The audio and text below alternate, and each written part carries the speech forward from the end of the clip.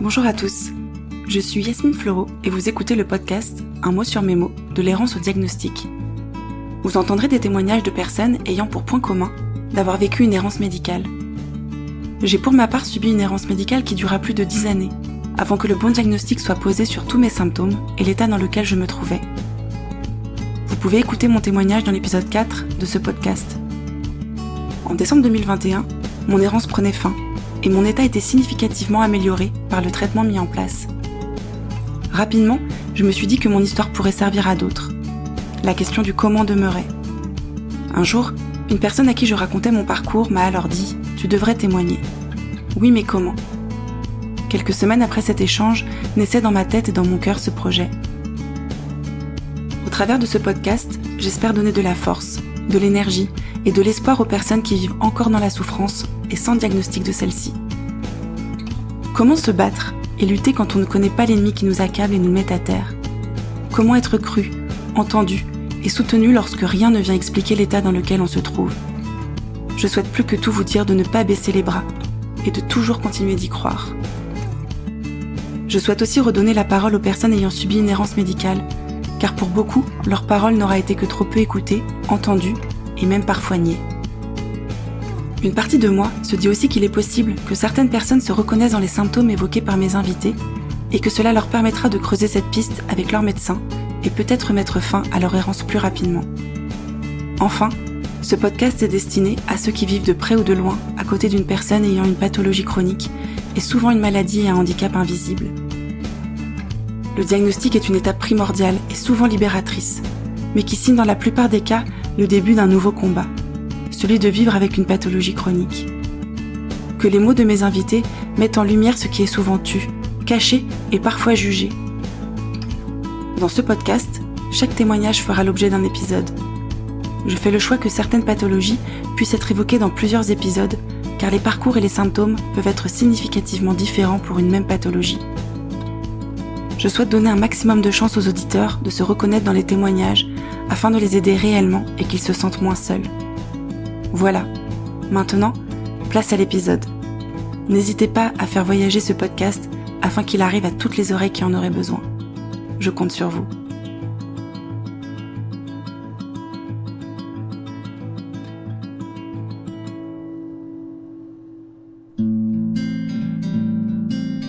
Je reçois aujourd'hui Pauline, qui a 33 ans et qui souffre d'un syndrome d'activation mastocytaire et d'un trouble du spectre de l'hypermobilité, autrement appelé le HSD. Dans le cas de Pauline, ce n'est pas un médecin qui lui dira que c'est psychologique, mais plusieurs. Pauline a vraiment dû se faire confiance et persévérer pour être enfin entendue et surtout crue. Je me demande pourquoi, face à des plaintes multiples, souvent la première pensée est qu'il s'agit soit de mensonges, soit d'un trouble psychologique. Pourquoi ces possibilités sont très souvent envisagées en première intention ? Les conséquences sont bien plus délétères que de faire des recherches et éliminer des diagnostics et qu'en fin de compte, la personne soit peut-être hypocondriaque par exemple. Et si le patient ment, cela ne voudrait-il pas dire quelque chose malgré tout sur sa santé mentale ? Un appel à l'aide par exemple. Ne pourrait-on pas imaginer que le patient et le médecin puissent être dans une relation de confiance et avancer main dans la main ? Je sais que ces médecins-là existent, mais il reste encore trop souvent ceux qui ne l'entendent pas de cette oreille. J'ai beaucoup aimé entendre Pauline nous déculpabiliser sur la manière de vivre la maladie chronique. Elle propose de nombreuses solutions qui l'aident, sans jamais dire que c'est la solution pour tous. Son mantra pourrait être de s'écouter et de ne plus écouter les autres. Qu'il est difficile de se faire passer en priorité, mais ne devons-nous pas prendre soin de nous pour pouvoir le faire avec les autres sans que cela soit à notre détriment ? Je trouve que le parallèle avec le masque à oxygène en avion est signifiant pour illustrer ces propos. Si vous ne mettez pas votre masque en premier, vous serez inconscient avant de pouvoir le mettre à quelqu'un d'autre. Je vous invite à prendre soin de vous et je vous souhaite une très belle écoute.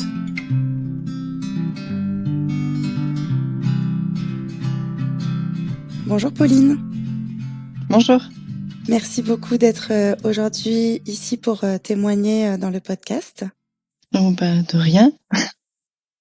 Je vais te proposer du coup de nous parler des pathologies dont tu souffres. Donc, quelles sont-elles et surtout quels sont les principaux symptômes ? D'accord. Alors, en premier, donc j'ai une hyperalpha-tryptazémie héréditaire, donc qui est une maladie génétique rare. En fait, elle donne un syndrome d'activation mastocytaire qui, est du coup un peu, un syndrome un peu systémique, donc avec des symptômes qui touchent tout le corps. J'ai également une endométriose et une adénomiose neuropathique liée à ça du coup, et également un trouble du spectre d'hypermobilité qui est du coup induit aussi par, l'hyperalpha-tryptasémie héréditaire. D'accord. Au niveau du syndrome du spectre de l'hypermobilité, ça se manifeste par quels symptômes? Alors, c'est un peu le même principe que le syndrome de l'air dans l'os, c'est-à-dire que j'ai des douleurs déjà un peu diffuses au niveau articulaire, tendineux. Il y a une grosse dysproprioception, c'est-à-dire que, mes capteurs au niveau de mon fonctionnement dans l'espace sont un peu défectueux par rapport à une personne qui n'est pas atteinte. C'est-à-dire que du coup, mes muscles ont tendance à ou mes articulations à, on va dire, pas forcément, donner la même force qu'il faudrait et cetera, donc ça crée des blessures type subluxation, luxation, des douleurs, des tendinites parce qu'il y a des mauvais positionnements, tout ce genre de choses, donc c'est vraiment centralisé, articulaire et puis, bah, il y a des problèmes de coordination et puis des soucis au niveau, on va dire, nerveux, de coordination de bras, de jambes, voilà. D'accord. Alors, quand est-ce que les premiers symptômes, alors je ne sais pas par quelle pathologie, chronologiquement ça s'est amorcé, mais quels sont les premiers symptômes que tu as eus? Et quel a été le déroulé pour toi jusqu'au moment, bah, donc du diagnostic? Alors, bah, tout a commencé dans mon enfance. Ça a été très compliqué puisque du coup, je suis déjà née à 6 mois. Donc, déjà là, on avait vu qu'il y avait des soucis, au niveau du rythme cardiaque et cetera. Mais ils avaient mis ça plutôt sur le fait de la prématurité. Et finalement, en fait, au fur et à mesure, j'avais beaucoup d'allergies, mais qui n'étaient pas forcément alimentaires. Je développais souvent, des grosses crises, de démangeaisons, d'urticaire, j'avais des plaques et cetera. Je réagissais au soleil, on m'avait dit que j'étais allergique au soleil et puis ça, en fait, ça a évolué, tout le long de mon enfance, j'avais tout le temps des réactions un peu bizarres comme ça et j'ai fait plusieurs allers-retours aux urgences pour des grosses douleurs, intestinales et cetera. Et puis, bah, aussi beaucoup d'entorses, beaucoup de luxations. Je me blessais tout le temps, dès que j'essayais de faire du sport. Et puis ça a continué comme ça. J'ai toujours eu des problèmes de peau, toujours eu des flushs, toujours eu des problèmes en fait, on me disait: «Tu as toujours quelque chose, il y a toujours quelque chose qui va pas» et au final, je m'étais habituée parce que je me disais: «C'était comme ça, c'est sûrement normal. Tout le monde a peut-être sûrement des douleurs, des problèmes à ce niveau-là». Et puis finalement, un jour, c'est arrivé à ce que ça en fait, j'ai fait une sorte de burn-out. Donc ça, c'était à l'âge adulte? Il y a 4 ans, j'ai fait un burn-out. À partir de là, en fait, tout s'est enchaîné et tout s'est aggravé. Je travaillais dans un magasin bio et en fait, c'était le lancement du magasin, donc on n'était pas beaucoup et je faisais ma formation en naturopathie à côté. Donc on va dire que j'avais pas beaucoup de temps pour moi. En plus du magasin où je faisais énormément d'heures et puis c'était très physique parce qu'on était très peu, plus la formation, au bout d'un moment, mon corps a lâché, mon cerveau a lâché, donc j'ai fait un burn-out. À partir de là, j'ai été alitée pendant 3 semaines avec, des problèmes de tachycardie, des gros soucis de rythme cardiaque, je faisais de la fièvre, des jours avec de la fièvre, des jours sans, j'avais des gros problèmes de respiration, beaucoup d'essoufflement, impossible de rester debout, une grosse faiblesse, comme une sorte de gros état grippal, mais sans explication parce qu'il y avait pas d'infection. Donc à ce moment-là, j'allais voir plusieurs fois mon médecin traitant qui m'a fait plusieurs prises de sang, qui a fait plusieurs recherches, de maladies, infectieuses qui se sont révélées toutes négatives pour qu'au bout de 2 ou 3 mois, ils me disent, parce que je suis restée en arrêt quand même 6 mois sans reprendre le travail parce qu'impossible, pour qu'ils me disent, bah, qu'en gros, finalement, c'était sûrement dans ma tête et j'avais sûrement inventé tout ça, même la fièvre, hein. Oui, oui. Ils me traitaient carrément de menteuse. Donc j'ai décidé de changer de médecin. Finalement, je suis allée voir un autre médecin traitant qui, m'a dit qu'en fait, c'était psychologique et que j'étais simplement en dépression. Voilà, tout simplement.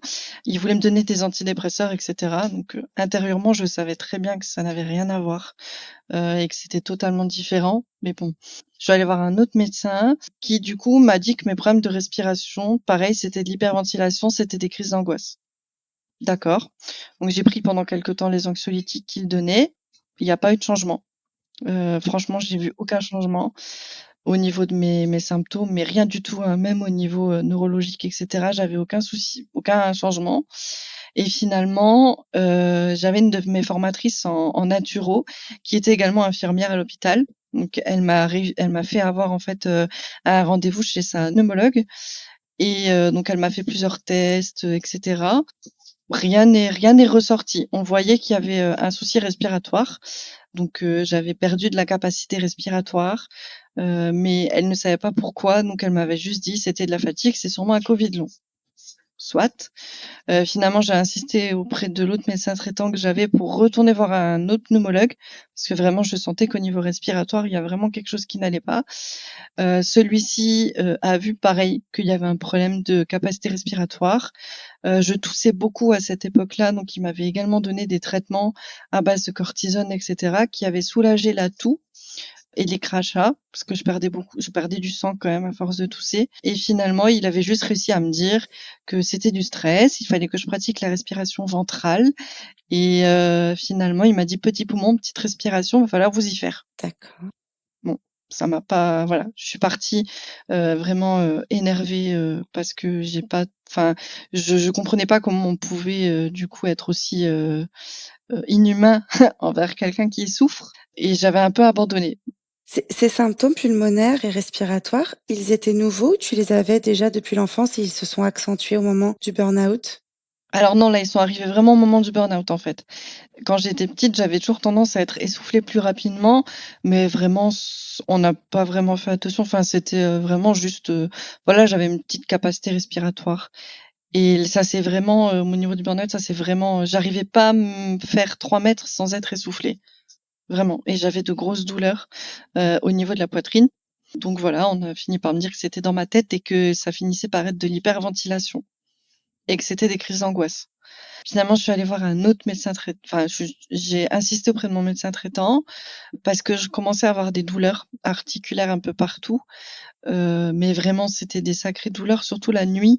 J'avais des brûlures, et des sortes de tendinites qui duraient 3 semaines, qui partaient, qui revenaient, mais vraiment partout. Une fois c'était le genou, une fois c'était l'épaule, et il y avait des moments où j'avais des pertes de force et cetera.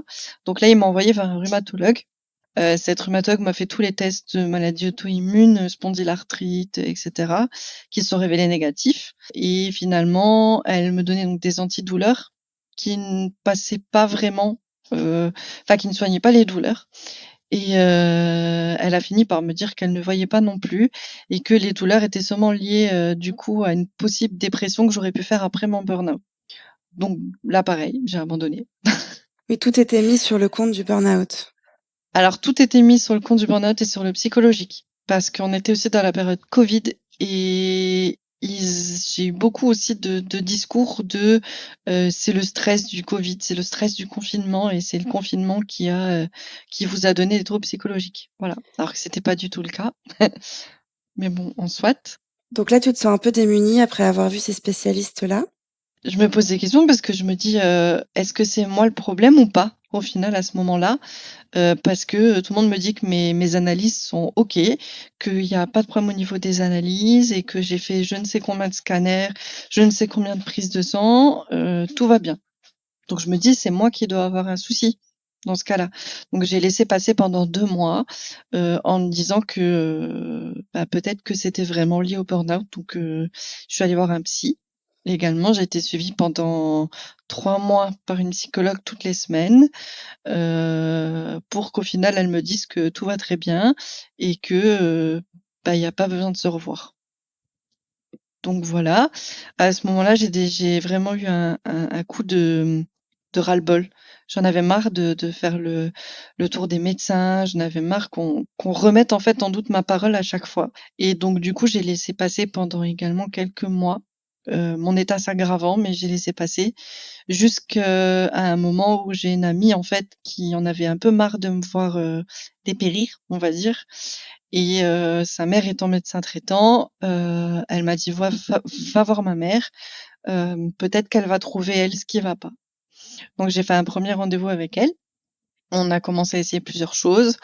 Elle a commencé à m'envoyer vers des kinés. J'ai commencé à faire des séances de kinésithérapie au niveau de mes douleurs articulaires, et cetera. Donc ça a commencé un tout petit peu à s'améliorer, mais bon, j'avais toujours ces problèmes. Et puis, j'ai commencé en fait à faire des grosses crises d'allergie. C'est-à-dire que là, dès que je mangeais un aliment, en fait, j'ai fait plusieurs œdèmes de Quincke.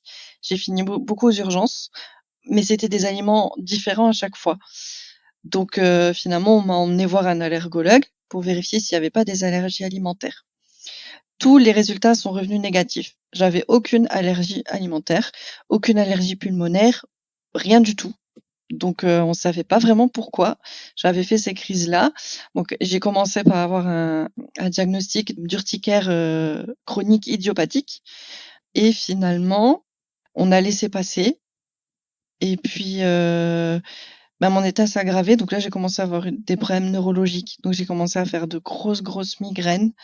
J'ai commencé à avoir des tremblements, des sortes de crises de mouvements involontaires. Et puis des malaises. J'ai commencé à faire des malaises. Et de là, ma médecin, du coup, a voulu m'envoyer vers un neurologue. Donc on a fait quelques tests avec la neurologue ça s'était très mal passé puisque je suis arrivée, je lui ai expliqué et là, elle m'a dit: «Il y a beaucoup trop de symptômes. Clairement, il y a pas de maladie, hein. Il y a beaucoup trop de symptômes. C'est pas possible d'avoir autant de symptômes pour une maladie. C'est pas possible d'avoir autant de troubles neurologiques». Et pourtant, j'avais des vidéos à l'appui, hein, de mes tremblements, de mes soucis, j'avais vraiment, fait un sacré dossier. Donc elle m'a dit que c'était, psychologique et que, il y avait sûrement des traumatismes. OK, soit. Donc on a laissé passer et puis je suis revenue chez ma médecin traitant qui du coup, là était un peu démunie, hein. Elle m'a dit que vraiment elle savait plus vers qui m'envoyer et on avait essayé beaucoup de choses. On avait essayé des anxiolytiques, on avait même essayé des antidépresseurs quand même. J'avais fini par dire oui parce que je me suis dit: «Peut-être que c'était vraiment moi le problème». Et jusqu'au moment où d'abord elle commence à tester un antihistaminique. Donc elle a commencé à me donner un antihistaminique, qui a commencé à soulager quelques symptômes. Donc principalement les maux de tête, principalement les vertiges et la fatigue. Ça a commencé à aller mieux sous antihistaminique. On a fait ce traitement pendant au moins 3 mois et ils ne sont pas revenus. Et à un moment où j'allais chez elle pour une énième crise respiratoire, elle a vu que je faisais des plaques. J'avais des plaques partout sur le haut du corps et j'avais le visage énormément rouge et à ce moment-là, elle m'a demandé, ce qui se passait. Alors je lui ai dit: «Bah, depuis que je suis petite, dès que j'ai chaud, dès que j'ai des émotions, ou dès que je mange des choses, j'ai des plaques». Et elle m'a dit: «Bon, là, il y a un problème avec l'histamine». Donc on est allé voir un premier allergologue. Il y a rien. Moi, je pense qu'il y a quand même quelque chose derrière. Je vais t'envoyer en médecine interne. Là, il faut qu'on trouve ce qu'il y a. Donc là, elle m'a fait une lettre avec tous les symptômes et je suis allée en médecine interne. Du coup, j'ai eu rendez-vous. On a eu un gros rendez-vous. On a fait tout le point depuis mon enfance jusqu'à maintenant. Et c'est là qu'il m'a dit donc que j'avais développé un syndrome d'activation mastocytaire, mais il n'avait pas la cause. Donc à partir de là, s'en est suivi quand même encore 2 ans de recherche médicale pour voir ce qu'il y avait, où j'ai fait une première prise de sang génétique pour voir si c'était pas une mastocytose qui est revenue négative. Ensuite, on a essayé plusieurs traitements, on a augmenté mes antihistaminiques, on est passé par du chromoglycate qui est un stabilisateur mastocytaire et on est passé sur de la cortisone qui est un anti-inflammatoire et mon état s'améliorait quand même avec ça. C'était pas encore ça, mais il s'améliorait. J'ai pu manger, réintégrer plusieurs aliments et je faisais moins de crises. Surtout, je faisais moins de malaise. Ça, c'était quand même, des fois, dès que je mangeais quelque chose, je faisais un malaise et on savait pas d'où il venait. Quand tu dis malaise, c'est qu'il y avait une perte de connaissance? Oui, mais brève. C'est-à-dire que, je finissais sur mes genoux et juste le moment où je tombais sur mes genoux: «Ah bah tiens, qu'est-ce qui s'est passé?» C'était vraiment, assez c'était pas des pertes de connaissance, à aller aux urgences, c'était vraiment des malaises, mais vraiment bref. Et à partir de là, donc il m'a diagnostiqué une grosse dysautonomie au niveau du système nerveux. J'avais plus envie d'aller voir les autres spécialistes parce que j'avais pas envie de m'entendre dire, que c'était dans ma tête. C'était vraiment le 1er, à m'avoir cru et avoir pris tous mes symptômes au sérieux. Est-ce que tu peux expliquer ce que c'est que la dysotonie pour ceux qui ne connaissent pas?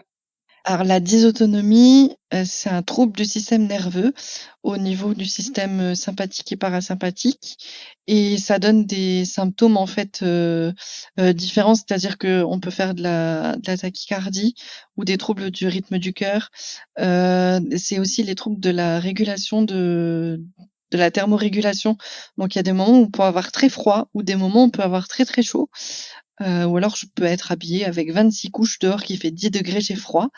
Des vertiges, des maux de tête, des tremblements aussi. Il peut y avoir aussi des troubles de la mobilité ou il peut y avoir également des troubles, au niveau, des douleurs intestinales, des troubles, aussi du transit et cetera. C'est vraiment tout ce qui va générer tout le corps, en fait et ça travaille sur tous les systèmes.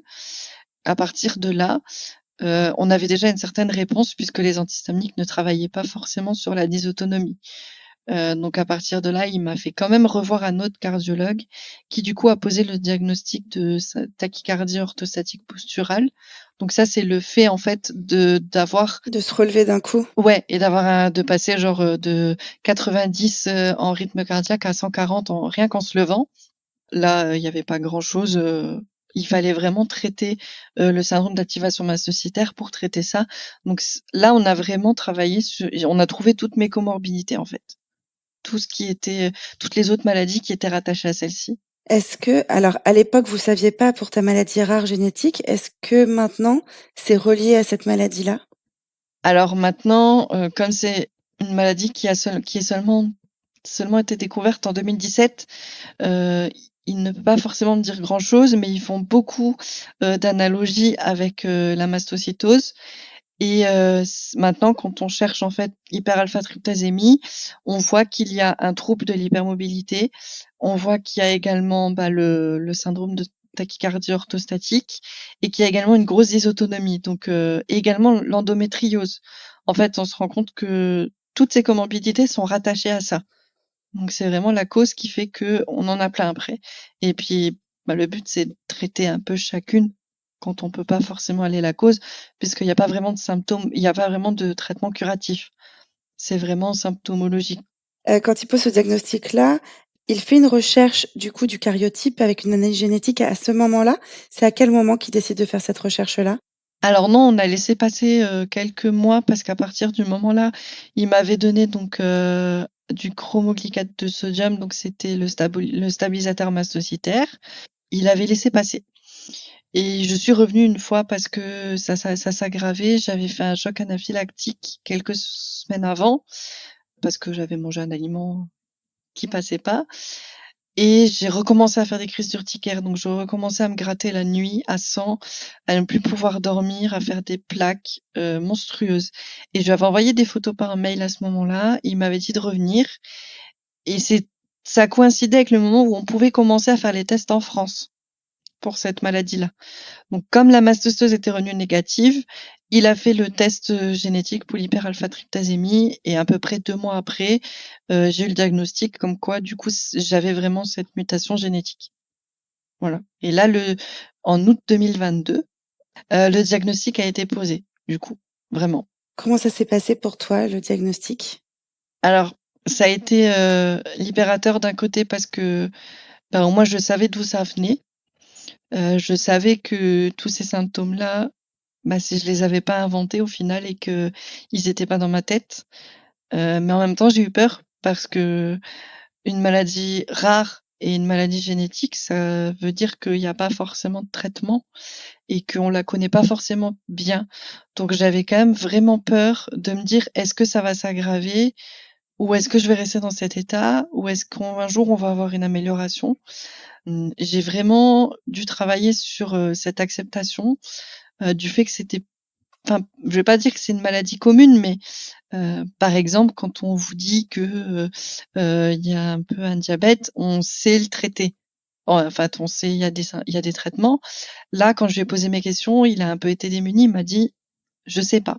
Donc de me dire que même lui ne me dit: «Je sais pas», j'ai eu peur. En fait, j'ai attrapé peur tout simplement.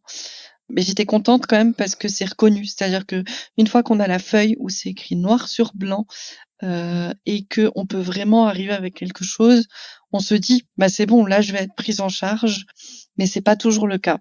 parce qu'en fait, j'ai dû aller voir du coup d'autres spécialistes pour traiter un peu ces comorbidités et encore là, même en venant avec une lettre, avec un diagnostic posé, on remet souvent en doute ce diagnostic et on remet souvent en doute ces symptômes et du coup après on est en colère parce que enfin, on se dit: «Mince, là j'ai quelque chose, bah, aidez-moi en fait à aller mieux». Même si, je sais que c'est chronique et qu'on va l'avoir toute sa vie, on veut quand même une amélioration de vie. On veut pas rester couché toute la journée ou se avoir une épée de Damoclès sur la tête en se disant: «Bah, est-ce que je vais mourir du jour au lendemain ou pas? Mmh.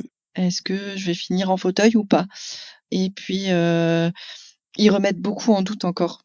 Mais comment on peut remettre en doute un cariotype et une analyse génétique? Parce que c'est une maladie qui n'est pas connue, alors, ils ne la connaissent pas et quand ils ne la connaissent pas, elle n'existe pas. C'est incroyable. Mmh. Plusieurs fois, on m'a dit, «Ah oui, mais c'est un professeur, mais ils inventent des maladies, elles n'existent pas». Pareil pour, avant, j'ai passé un moment où j'étais en suspicion de syndrome des lèvres dans l'os et c'était le même principe. «Ah bah, ça n'existe pas, c'est juste des gens qui ont la peau extensible». Non, non, il y a beaucoup d'autres choses avec, et du coup, bah, on n'est pas pris en charge parce que le médecin va vous dire: «Ah ben non, je connais pas, ça ce n'est pas les maladies que je traite, je n'ai jamais vu, donc elles n'existent pas». Et donc ce médecin interniste, il te propose quel traitement avec l'ensemble de ces diagnostics enfin posés? Avec lui, on a mis en place donc des antihistaminiques, des stabilisateurs mastocytaires et ensuite j'ai une prise en charge multidisciplinaire. C'est-à-dire que, je suis suivie par une pneumologue maintenant, qui du coup s'est renseignée sur la maladie et qui, essaye de trouver des choses pour améliorer au quotidien mes problèmes de respiration. Je suis suivie par une gynécologue en centre, spécialisé pour l'endométriose. Je suis suivie aussi par un cardiologue pour le syndrome de tachycardie et je suis suivie par une neurologue aussi, pour tous les problèmes neurologiques, en fait. Il trouve des solutions? Oui, en fait, c'est une prise en charge dans le sens où, ils vont tous faire leur diagnostic lié à cette maladie et lui va les synthétiser et lui va me faire des lettres d'adressage ou autres, mais souvent c'est des approches, on va dire, de confort. Par exemple, j'ai de la kiné pour mes problèmes ostéo-articulaires et également pour l'endométriose. J'ai des exercices de respiration ou j'ai des traitements plutôt en confort respiratoire par la pneumologue. C'est vraiment une prise en charge où chacun va prendre en charge l'organe pour qu'on puisse avoir un meilleur confort, en fait, tout simplement et éviter d'avoir une aggravation des symptômes, Et justement, aujourd'hui, comment est-ce que tu vis? Alors, c'est compliqué parce que pour le moment, je ne peux pas travailler à temps plein. Pour le moment, mon état ne me le permet pas. Donc je suis à mi-temps thérapeutique. Ce qui est compliqué, c'est de quand même de réussir à concilier, le fait de devoir se reposer, mais de bouger quand même et d'avoir tous les rendez-vous médicaux et tous les traitements à mettre en place, en fait. Parce que, ben, qui dit maladie rare également dit, essai de traitement. Donc des fois, bah, voir que ça fonctionne pas ou voir que ça aggrave l'état, c'est assez psychologiquement compliqué, mais je suis encore dans une recherche d'équilibre. Là, la maladie est acceptée, mais je suis encore dans une recherche d'équilibre entre, ma vie personnelle et un petit peu la vie médicale, on va dire. Après ça aura tendance forcément à se à se délier parce qu'on aura un suivi, mais beaucoup plus long. Mais là, on est encore vraiment dans les recherches, et les grosses analyses encore, médicales. Donc c'est encore un peu compliqué à ce niveau-là. Justement, on a dû reporter l'enregistrement de cet entretien parce que tu as eu à nouveau, un choc anaphylactique, c'est ça, récemment? Oui. Donc ça t'arrive encore? Alors ça m'arrive encore, ça dépend des moments. C'est-à-dire qu'il y a des périodes où je vais pouvoir manger, tout ce que je veux, sans forcément réagir et le traitement va suffire. Ou, bah, il y a des périodes où je vais manger quelque chose, en fait, le SAMA, c'est vraiment la théorie du vase. C'est-à-dire que, c'est un ensemble de facteurs que si on les accumule, au bout d'un moment, le corps ne suit pas. Bah, j'ai sûrement quand on accumule de la fatigue, du stress, la pollution également, le changement de temps, et les émotions, il suffit que tout ça, si on rajoute un aliment riche en histamine, le corps il décide que là, il veut plus. Donc c'est, soit un choc anaphylactique, donc le plus grave, soit des œdèmes de Coinck ou soit des grosses, grosses crises d'urticaire. Tu as des traitements d'urgence que tu peux te faire toute seule ou il faut tout de suite te transporter aux urgences? Ça dépend. En tant que choc anaphylactique, oui, parce que, il faut surveiller, mais en général, non, j'ai des traitements d'urgence. Donc j'ai des antihistaminiques d'urgence à prendre vraiment quand je commence à avoir une crise, plus de la cortisone en grosse dose et si besoin, j'ai un EpiPen, donc qui est de l'adrénaline en injectable au cas où, il y a un choc et le temps que les urgences arrivent, en fait. En général, je vais pas forcément aux urgences. C'est-à-dire que si la crise est passée et que mon état s'est stabilisé, en général, je reste à la maison. Mais des fois, il arrive que, comme cette fois-là, je suis en observation, quoi.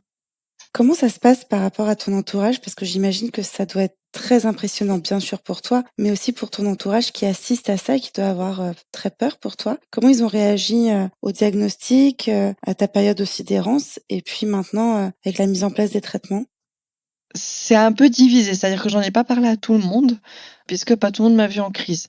Donc j'en ai vraiment parlé aux gens les plus proches, peut-être par honte, je sais pas, mais j'ai pas parlé à tout le monde.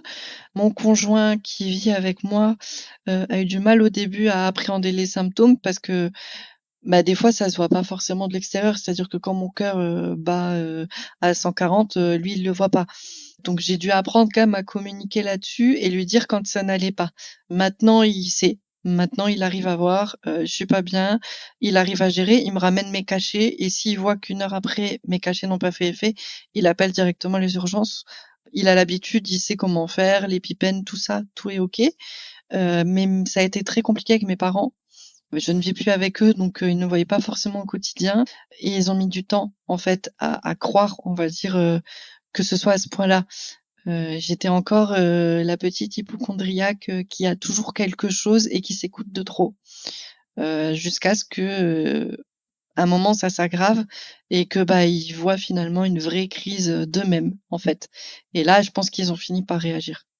C'était aussi leur postulat quand tu étais petite et ils t'emmenaient voir des spécialistes, ils t'emmenaient voir des médecins ou ils avaient déjà ce postulat de dire que tu en rajoutais ou que c'était pas si grave, ou tu t'écoutais trop? Pas du tout, toutes les crises que j'ai fait plusieurs allers-retours aux urgences. Ils ont quand même soutenu le fait que j'avais toujours des problèmes, mais c'est toujours le même principe, c'est que si le médecin dit que ça va, alors ça va. Ils savaient qu'il y a quelque chose qui n'allait pas, mais comme le médecin disait que c'était rien de grave, pour eux, c'était pas grave. Donc ils cherchaient pas forcément plus loin et moi, du coup, j'ai pas cherché plus loin non plus durant mon enfance en me disant: c'est normal, du coup». Si eux n'en font pas cas, c'est peut-être que, c'est moi qui m'écoute peut-être de trop. Donc c'est pour ça que pendant certaines années, j'ai laissé ça de côté et j'ai sûrement laissé empirer la chose, quoi. Eh oui, forcément, quand, personne s'inquiète, à un moment donné, on se dit qu'il y a pas de raison de s'inquiéter et que probablement c'est nous qui exagérons. C'est ça. Après notre normalité n'est pas la normalité qu'une personne en bonne santé et ça, on a tendance en fait à avoir une banalisation du symptôme qui est quand même, qui devient quand même de plus en plus fort au fur et à mesure des années. Parce que pour moi, par exemple, avoir des douleurs, ou me faire, des entorses toutes les semaines, c'était normal. C'est-à-dire que j'étais juste maladroite et finalement, on se rend compte quand on a un diagnostic que tout ce que nous, on pensait normal ne l'est pas. Notre normalité est devient différente, en fait, qu'une personne pas malade, en fait.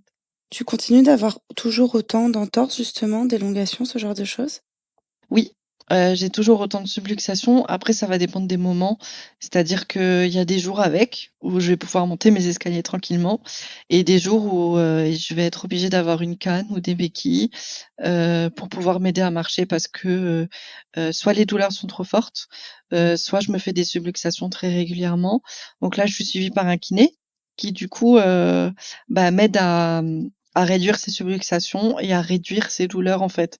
Parce que souvent, il y a des tendinites qui arrivent après les blessures et donc on met en place des choses, comme des exercices de renforcement, et puis, des orthèses, des vêtements compressifs et toutes ces choses-là rassemblées font que j'arrive à trouver un équilibre et que, je me blesse souvent, mais d'une façon moins grave, on va dire. Donc ça se régule plus facilement. Tu viens d'énumérer pas mal de choses que tu mettais en place. Est-ce qu'il y en a d'autres auxquelles tu penses qui pourraient aider des personnes qui nous écoutent et qui auraient, les mêmes symptômes ou la même pathologie que toi? Alors moi, ce qui m'aide beaucoup, déjà, c'est l'alimentation sans histamine. Donc ça m'a pour le moment moi, j'ai eu plus de facilité parce que je suis naturopathe, donc j'avais déjà certaines bases en nutrition. Mais par exemple, se faire suivre par une nutritionniste spécialisée en sans histamine et en sans inflam en pardon et en anti-inflammatoire, ce serait intéressant parce que comme ça, on arrive, à limiter quelques crises quand même, assez facilement. J'ai commencé le yoga.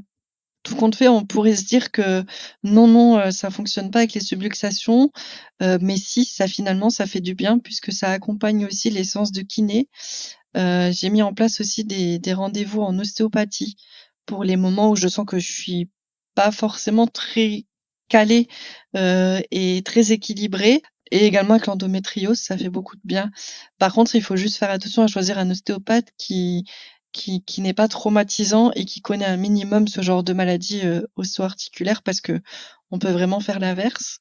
Heu, j'ai mis en place aussi une reprise doucement du sport. Donc j'ai commencé par la marche. Après ça dépend des jours. Il y a des jours où je vais marcher 15 minutes, d'autres où je vais être capable de marcher 1 heure et demie. Mais ça m'a permis de reprendre une activité physique un petit peu plus normale, je dirais. Et puis, surtout prendre du recul et un accompagnement psychologique. Ça, je pense que ça a été le plus gros, la chose qui m'a vraiment le plus permis d'apprendre à vivre avec la maladie, en fait, et mettre tout ça en place. C'est vraiment de se dire que c'est pas notre faute, c'est pas notre tête qui décide, en fait, d'être dans cet état, et que, vivre dans le déni et la colère, ça ne va pas aider. Et du coup, j'ai mis en place, grâce à elle, le passing, par exemple, qui permet vraiment de rééquilibrer tous les jours. C'est-à-dire de faire une activité physique en fonction de comment on se sent, et de l'entrecouper dans des phases, en fait, de repos. C'est-à-dire vraiment de réadapter son rythme par rapport à une personne qui n'est pas malade et toutes ces choses-là, elles m'ont permis d'avoir une stabilité, de retrouver une stabilité, en tant que malade et éviter surtout les grosses, grosses crises et les grosses rechutes. Ouais, c'est hyper intéressant ce que tu dis et c'est vrai que c'est l'ensemble de plein de choses qui, mis bout à bout, ont un effet sur tous tes symptômes et sur, ton état, général, en fait. C'est ça, c'est vraiment je pense que quand, on a une maladie chronique, le plus important, c'est déjà de s'écouter et de laisser parler les autres, en fait, mais de trouver les propres choses qui nous conviennent à nous. Parce que vous allez forcément avoir quelqu'un qui va dire: «Oui, bah, est-ce que tu as essayé ça? Est-ce que tu as essayé ça? Ah bah, tu devrais faire ça. Ah bah, tu devrais manger ça». Ce qui convient à quelqu'un ne convient pas à une autre personne, ayant la même maladie ou pas. On n'a pas à hiérarchiser la maladie. Une personne peut être plus atteinte qu'une autre, ça ne veut pas dire qu'elle est moins légitime. C'est juste que peut-être que l'autre a trouvé des choses qui lui permettent de mieux stabiliser et vraiment ce que je conseille, c'est d'essayer, vraiment d'essayer plein de choses, de faire ses propres recherches, mais de ne pas se comparer. C'est-à-dire que, si quelqu'un n'arrive pas à marcher une demi-heure, bah, c'est pas grave parce que peut-être qu'elle y arrivera dans 6 mois ou 1 an. Peut-être qu'elle, il faut qu'elle marche 2 minutes, 10 minutes et que dans 1 an, elle arrivera à marcher une demi-heure. Ou peut-être que, bah, si elle, le yoga, ça ne fonctionne pas, peut-être que la sophrologie pourra lui faire du bien. Vraiment, je dirais essayer, une chose à la fois et réussir à trouver ce qui nous convient à nous, de trouver notre propre rythme à nous et clairement de ne pas écouter les autres, et vraiment de s'écouter. Vraiment, là, faut être égoïste et s'écouter. J'ai tendance à dire, on est, notre priorité quand on est malade et ça nous aide vraiment à se recentrer, je trouve. Ouais, je suis complètement d'accord avec toi. Est-ce qu'il y a une dernière chose que tu voudrais dire à des personnes qui écoutent, qui, auraient la même pathologie que toi ou en tout cas une pathologie chronique? Vraiment, bah, je pense que ça peut rejoindre ce que je viens de dire, c'est-à-dire que, certes, le diagnostic, c'est une liberté, on se sent écouté, mais je dirais que la maladie ne nous définit pas. Du moment qu'on a un diagnostic, que ce soit de la fibromyalgie, un SMA, une mastocytose, un syndrome des nerfs dans l'os, une spondylarthrite, On ne devient pas Madame Spondylarthrite, on ne devient pas Monsieur Sama. On reste nous, avec notre maladie, mais on est toujours cette même personne, on a toujours ces mêmes sentiments et on a toujours ces mêmes qualités. Donc je pense que l'erreur qu'on peut faire au début, c'est de se définir par sa maladie, alors que non, on reste nous-mêmes, mais on a une maladie, c'est-à-dire qu'elle ne doit pas prendre toute la place de notre vie. Et donc le plus important, c'est vraiment de continuer à faire les choses qui nous font vibrer et de continuer vraiment à faire les choses que l'on aimait avant. Pour une personne qui peint, par exemple, continuer à peindre en fonction de ses possibilités, continuer à voir sa famille et ses amis. Si ça s'est pas mal passé avec le diagnostic, vraiment, la maladie ne nous définit pas. On est nous, avec une maladie, mais on reste nous-mêmes. Et le plus important, c'est vraiment de se recentrer et de rester vraiment le plus authentique possible. Merci beaucoup pour tous ces mots et cet espoir, je trouve qu'on entend dans ton discours, dans ton parcours, et de dire que c'est possible en fait de se retrouver à nouveau d'une autre manière, avec quelque chose en plus, mais voilà, qui nous permet de continuer d'avancer en fait. Oui, c'est ça. En fait, je voudrais c'est juste que, c'est un obstacle à un moment donné, c'est une bataille, mais c'est pas la guerre. C'est-à-dire que la guerre, c'est de pouvoir, gagner la guerre, c'est pouvoir vivre avec la maladie et elle est faite de petites batailles qui seront perdues, gagnées. On va récupérer d'autres qu'on aura déjà perdues, mais on fera toujours un pas en avant. C'est-à-dire qu'on finira par pour moi, cette guerre, elle sera finie par être gagnée parce que toutes ces choses qu'on met au quotidien, tous ces rendez-vous, tous ces examens, c'est des petites batailles qui, mises à bout, nous permettront vraiment de gagner la guerre, c'est-à-dire pouvoir vivre sereinement avec la maladie. Et c'est possible, en fait. C'est possible vraiment de vivre avec la maladie. Il suffit juste de s'adapter, de trouver son propre équilibre. Et vraiment, le plus important, c'est soi-même, quoi. Pour moi, c'est vraiment soi-même. Prendre soin de soi. Merci Pauline pour m'avoir accordé ton témoignage et j'espère qu'il aidera beaucoup de personnes qui écouteront. De rien. Ouais, ce fut un plaisir, merci. Merci encore Pauline d'avoir partagé ton histoire. Merci pour tes mots si encourageants dans le combat que chaque personne atteinte d'une maladie chronique peut vivre. On ne le répétera jamais assez, je crois. Alors je vous le redis. Prenez soin de vous, écoutez-vous et faites-vous confiance. N'hésitez pas à partager le podcast autour de vous pour le faire connaître afin qu'il puisse, je l'espère, soutenir un maximum de personnes. Vous pouvez aussi vous abonner au podcast pour connaître la sortie des prochains épisodes et suivre celui-ci sur sa page Instagram, un mot sur mes mots. Je vous dis à très bientôt pour un nouvel épisode.